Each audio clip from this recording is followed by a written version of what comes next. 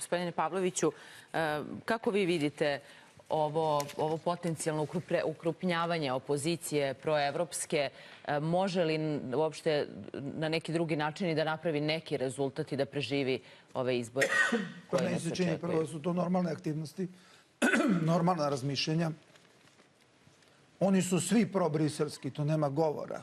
Dakle, taj deo koji ste pobrojali, oni međusobno se nešto razlikuju, ali ekstremno probriselski. Budući da je vlast probriselska, onda ih ja razlikujem tako što su ovi ekstremno probriselski, a razlika je u sledećem. Vlast ipak nešto neće što Brisel hoće. A ovde nema ništa što oni neće što Brisel hoće. Nije apsolutno ništa. Sad, mislim da će gospodin Aleksić sigurno nastaviti da gradi svoju poziciju lidera te ekstremno probriselske grupacije i njemu izuzetno ide na ruku predstojeća sednica u Narodnoj skupštini, glasanje o nepoverenju vladi, jer je on predlagač, što znači da on može da govori neograničeno.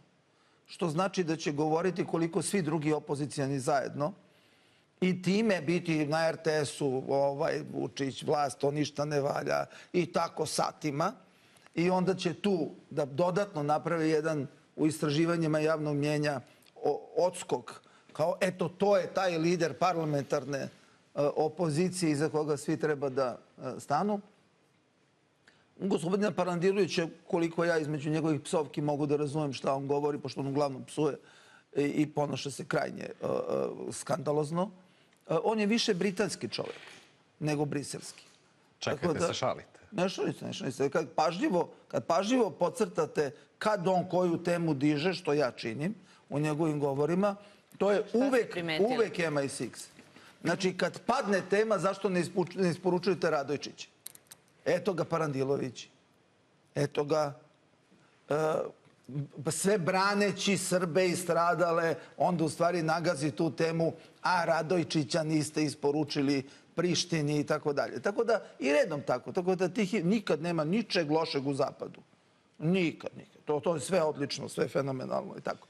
Tako da on je nešto više slojan nego što bi čovjek na prvu loptu rekao. Ali dobro, da kažemo da je on koncipiran da hvata taj deo fudbalskih navijača koji ne prate mnogo politiku, ali mladi ljudi žele da nešto bude bolje, vide tu korupciju, kriminal i ako mu je rekao i dovoljno.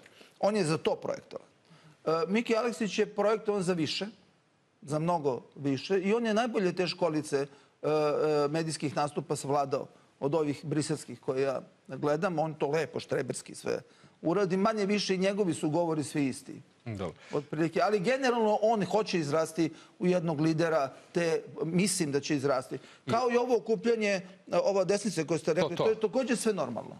Dobro. Normalno, ljudi pokušavaju da nalaze neke srodne partnere. Ali tu postoji ovo pitanje ko je autentična desnica. Pa evo kažu gospodin Jovanović iz Novog DSS-a, mi smo autentična desnica. Sad pitanje šta je zapravo, šta je desnica, šta je autentična desnica? Ja ne bih, pošto sam ja čovjek za socijalistički suverenizam, ja bih njima prepustio, ja sam za patriotsku levicu i socijalistički suverenizam kao koncept, a oni nek se bave time ko je kakav i na koji način. Gde vidite sebe na ovim izborima? Ja samo vidim, na izborima ne vidim sebe uopšte, baš me briga, nego vidim na konceptu koji treba podići, jer na ovim svim potrošenim konceptima ne možeš se izvući neokoloni položaj u koji si upao. Nemoguće je. To ovi liberali uopšte ne razumeju.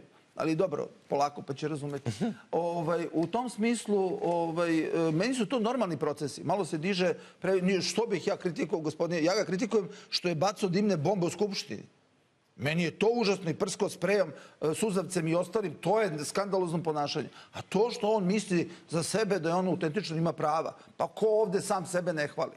I nemate, kad se ovde pojavi neko od gospodina Vučića pa naniže ko nije za sebe rekao, ne bih da govorim, ali mnogo radim, pošten sam, vredan, neustrašiv i tako dalje. Tako da, u tom smislu, što bismo mi sad gospodinu Aleksiću zamerali, to što on sebe vidi kao jedinu, autentičnu, ja bih onako kao stari čovjek bio malo oprezniji, to ja jedini, to nije u životu realno. Tako da, normalni su, jedan deo je potpuno normalnih procesa, isto je biračko telo. Ovde kad govorimo o ovih studentske liste i ovo što vi kažete briselski parlamentarne grupacije, oni gađaju isto biračko telo.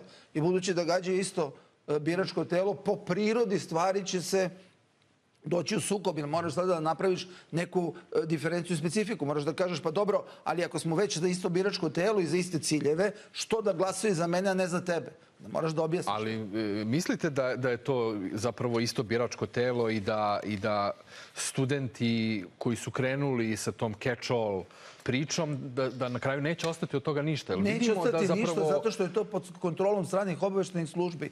Dakle, na zadnja dva velika protesta vi imate dosta, da tako kažem, taj nacionalni 90% ljudi ima tu dobre namere. I tako dalje. Nema tu neke građanskih... Pa 90% ljudi ima potpuno dobre namere. Pa i građansko može bude pozitivno. Ne imati ništa protiv. Pa i na Litijama su imali pozitivne namere. Pa i u Makedoniji su imali pozitivne namere. Ali kad te ubaci u mehanizam, pošto ti nećeš da imaš političku organizaciju, onda ima ko hoće da napravi listu. Taj koji hoće da napravi listu, taj će napraviti selekciju koja će garantovati da od ovih dobrih namera u tu listu ne uđe ništa. Ili u prvih 126 skoro ništa. Prema tome, to je problem.